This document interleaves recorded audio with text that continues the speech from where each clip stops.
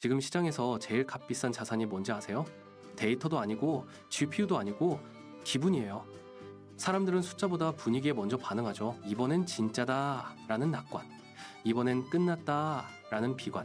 둘 다 예언처럼 퍼지고 그 예언이 다시 사람들의 선택을 바꾸면서 판을 만듭니다. 며칠 전 다보스 무대에서 머스크가 마지막에 이런 말을 합니다. 비관론자로 마치기보다 낙관론자로 틀리는 게 삶의 질에 낫다. 처음 들으면 그냥 멘탈 관리 조언 같죠? 긍정적으로 살자 같은. 근데 저는 그 문장을 머스크가 평생 써온 성공의 작동 원리로 들었어요. 왜냐하면 머스크의 사업은 늘 이 패턴이거든요. 말도 안 되는 미래를 먼저 믿는다. 그 믿음 때문에 사람들이 움직이고 돈이 몰리고 인재가 모인다. 그 움직임이 기술을 현실로 끌고 온다. 그리고 가끔은 크게 틀린다. 근데 틀린 채로도 판이 바뀐다. 이게 무슨 말이냐면요. 머스크가 말하는 낙관은 기분 좋은 기대가 아니라 사람들을 한 방향으로 걷게 만드는 집단 행동의 스위치에 더 가깝습니다. 근데 여기서 질문 하나. 정말로 낙관론자로 틀리는 게 더 좋은 걸까요? 아니면 그 낙관이 너무 강해서 우리가 틀림 자체를 못 보게 되는 순간이 오는 걸까요? 오늘은 그 얘기를 해보려 합니다. 머스크의 낙관이 성공을 만든 방식, 그리고 그 낙관이 위험해지는 구조. 결론은 하나로 닿지 않을 거예요. 지금 우리는 결과가 확정되기 전 딱 그 중간 지점 위에 서 있으니까요. 한 박자 쉬고요. 이제 사람들이 왜 이 낙관을 합리적이라고 느끼게 됐는지부터 봅시다. 다보스에서 머스크는 문명 얘기를 꺼냅니다. 의식을 지키자, 지구 밖으로 나가자. 그리고 가장 인상적인 비유가 하나 나오죠. 거대한 어둠 속에 작은 촛불. 의식과 생명은 희귀하고 꺼질 수 있으니 우린 멀티플래닛이 돼야 한다. 이 비유가 왜 강하냐면요. 그건 기술 이야기가 아니라 감정의 이야기거든요. 사람들은 원래 기술 스펙보다 이게 우리를 어디로 데려가나에 더 흔들립니다. 그리고 머스크는 여기서 한 발 더 가요. 그 촛불을 지키는 방법으로 AI와 로봇을 꺼냅니다. 로봇이 인간의 모든 필요를 포화시킬 정도로 많아질 거다. 그러면 전례 없는 풍요가 온다. 여기서 사람들이 머릿속으로 그리는 장면이 있어요. 맞벌이 집에서 아이 돌볼 사람이 없다. 노부모 돌봄은 비싸고 사람도 부족하다. 공장은 사람이 구하기 힘들다. 노동력은 줄고 할 일은 늘어난다.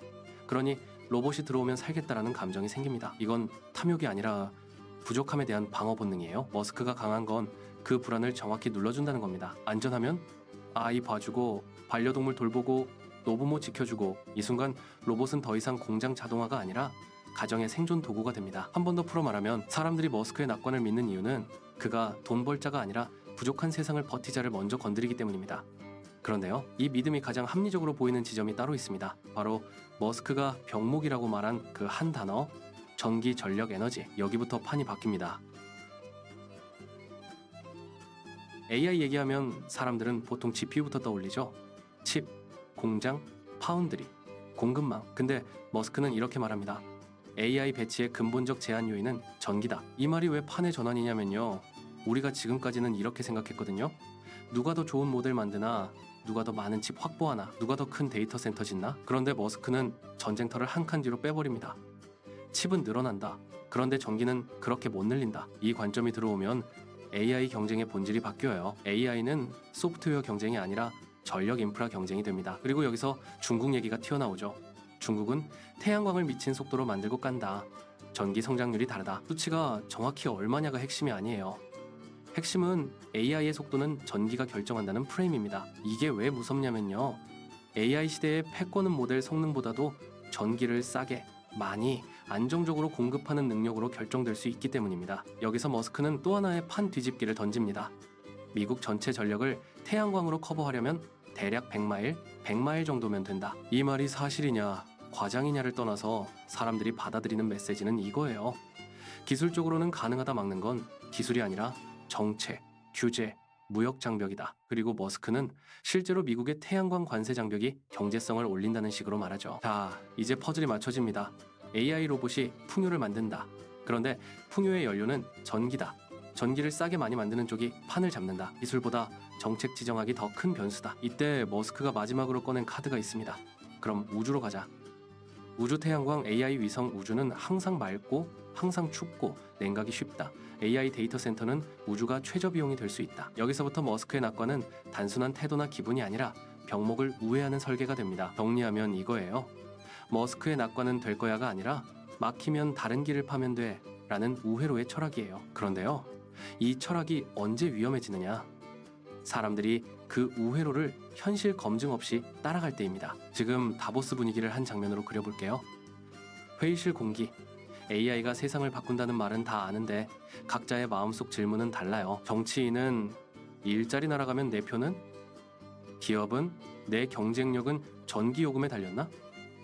투자자는 이게 버블이냐? 인프라 혁명이냐? 평범한 사람은 내일은 남아있나? 그리고 그 한복판에서 머스크는 거의 확신처럼 말합니다. 올해 말이면 인간보다 똑똑한 AI, 2031이면 인류 전체보다 똑똑한 AI. 이 말은 강력하지만 동시에 위험합니다. 왜냐하면 예언은 사람을 움직이거든요. 그리고 예언은 맞고 틀림과 상관없이 현실을 바꿔버릴 때가 있습니다. 여기서 중요한 건 이거예요. 머스크의 말이 정확히 맞는가? 보다 그 말이 사람들의 선택을 어떻게 바꾸는가가 더 중요합니다. 머스크는 정확히 맞히는 사람이 아니라 판의 기대값을 바꾸는 사람에 가깝습니다. 그는 늘 미래를 당겨서 말합니다. 그 말에 사람들이 돈과 인재를 몰아주면 현실이 그쪽으로 휘어져요. 이걸 아주 일상적으로 비유하면 이렇습니다. 눈 오는 날 아무도 길을 안 나가면 눈은 계속 쌓이죠. 근데 누군가 이 길 뚫릴 거야 라고 말하고 사람들이 삽을 들고 나오면 그 말은 예언이 아니라 행동 지침이 됩니다. 낙관은 그때부터 틀릴 수 있는 믿음이 아니라 사람을 움직이는 도구가 됩니다. 문제는요, 그 도구가 너무 강해지면 우리는 틀림이 보이는 순간에도 아직 시간이 더 필요할 뿐이라고 계속 미루게 된다는 겁니다. 그래서 지금 우리가 서 있는 위치는 딱 이 중간입니다. 한쪽에는 AI 로봇 전력 우주로 이어지는 거대한 낙관의 서사, 다른 쪽에는 일자리, 불평등, 규제, 에너지 병목이라는 현실의 마찰, 그리고 오늘의 핵심 문장, 낙관론자로 틀리겠다. 이게 삶의 질 조언이 되려면 조건이 하나 붙어야 합니다. 틀렸다는 걸 알아차릴 수 있어야 한다. 낙관은 엔진이지만 브레이크 없는 엔진은 사고를 내거든요. 자, 이제 갈림길을 몇 개 그려봅시다.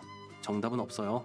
다만 판이 이렇게도 굴러갈 수 있다는 지도를 놓는 겁니다. 첫 번째 시나리오, 낙관이 현실이 된다.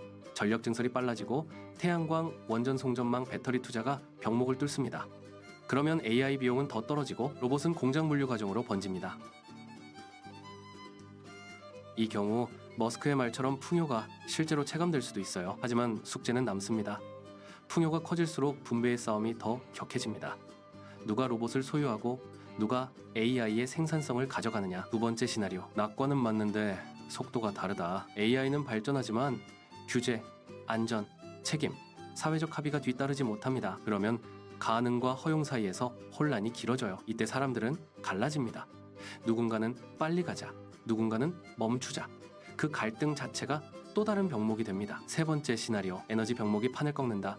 전력망 증설이 예상보다 더디고 전기요금과 지역 갈등이 커지고 데이터 센터 입지가 정치 이슈가 됩니다. 그럼 AI 경쟁 모델 성능이 아니라 어디에 전기를 꽂을 수 있느냐로 재편됩니다. 이 경우 낙관은 사라지지 않아요.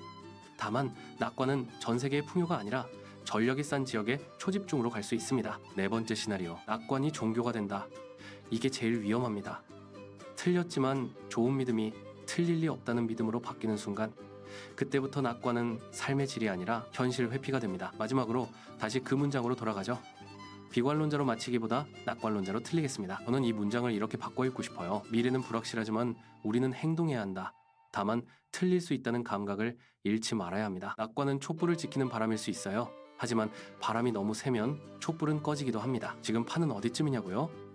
우리는 지금 낙관이 인프라와 정책으로 검증받는 구간에 들어왔습니다. AI가 똑똑해지는 속도보다 전기가 깔리는 속도, 로봇이 걷는 속도보다 사회가 받아들이는 속도, 그 속도 차이가 다음이 3년판을 결정할 겁니다. 낙관을 버리지 않되 비관의 질문을 품고 가는 것. 오늘 영상은 여기까지입니다.